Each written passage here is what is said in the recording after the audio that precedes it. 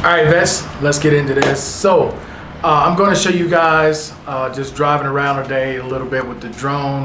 I do have a drone video that's just dropped on my other channel. Should be by the time this video dropped.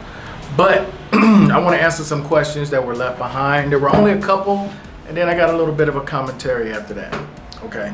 So the first question that was left behind that I saw recently was a question from a veteran who wanted to know, if you go abroad, how do you keep your money from the US, or do you have to switch accounts to an account in whatever country you're going to? Okay, so as long as you're going to a country where the US has an agreement with that country when it comes to direct deposit, either with the VA or with Social Security, if you want to switch accounts to an account in another country, you can do that. But hopefully you understand the banking system, whatever country you're going to, if you decide to do that, because you do not. Like most expats, including myself, I still have my US bank account. The only difference is though, is that you are going to take a hit if you have to take out cash for whatever, okay? You're not going to get one-to-one back, all right?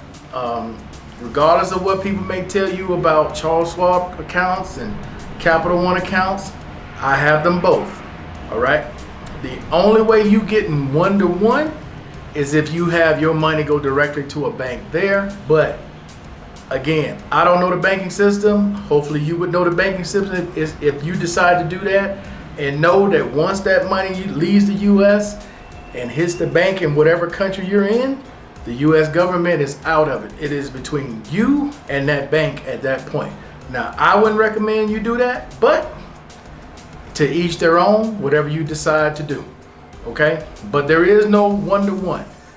With Navy Federal, they have, just like USAA and PenFed, you'll get a rebate on the ATM, but you're only getting a rebate on the American side. You're not getting a rebate in whatever country you're in. So that $6, $7, $8 that they're charging you, you're losing that every time you go to the ATM. What I found for me is using credit cards with no international fees. That's how I get away with it. I collect as many points as I can. Debit card, I rarely use.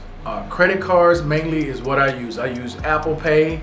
Anywhere where they accept a credit card, I use NFC with Apple Pay and pay that way. That way that eliminates me having ATM fees, losing any money going to the ATM. It's all directly off my international credit card, my black card from Navy Federal. So I have no issues whatsoever doing it that way, but everybody's different. You got to find the best way that works for you. Okay, let's move on to the next question, or the next comment rather, which was about the P. Diddy, easy for me to say, conversation that we had on Saturday Roll Call. Okay, I'm not a lawyer. So for the gentleman who left the comment about not true and they can find him guilty in court, and then you had left another comment, I don't remember right now, but just know this. I'm not a lawyer. I'm not trying to play a lawyer on Saturday Roll Call. All I know is I'm listening to what happened. I watched the video that what happened. I understand the video is more than 10 years old. I understand that the hotel is no longer in existence.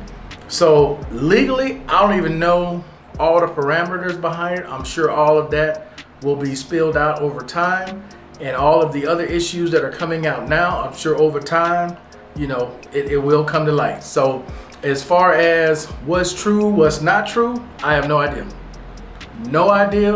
I'm not trying to answer anything regarding that situation because I don't know enough about it to tell you anything else other than what was said on Saturday Roll Call.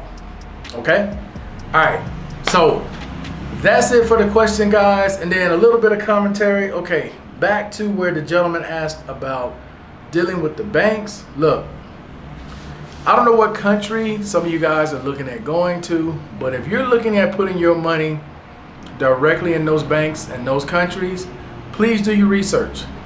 Do your research. Don't take somebody's word for it. Make sure you're comfortable with whatever you're doing. Forget what somebody else is telling you. You know, oh, you should do this. It's a more easier way. Do what's best for you, not what's best for somebody else, what's best for you. If you find from doing research that you can trust this bank, you have faith in this bank or the representative for the bank or whoever, and that's what you want to do, then do what fits you. I'm only telling you about my experience and what I do, okay? I deal strictly with businesses, stores, whatever, credit card, okay? With a credit card. There has no international fees, and whatever the rate is, that's what I pay for that day. I'm not paying a different rate like you would at the ATM.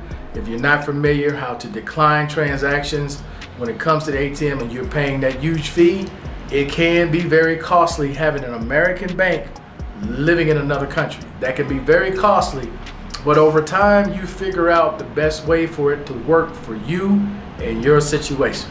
All right?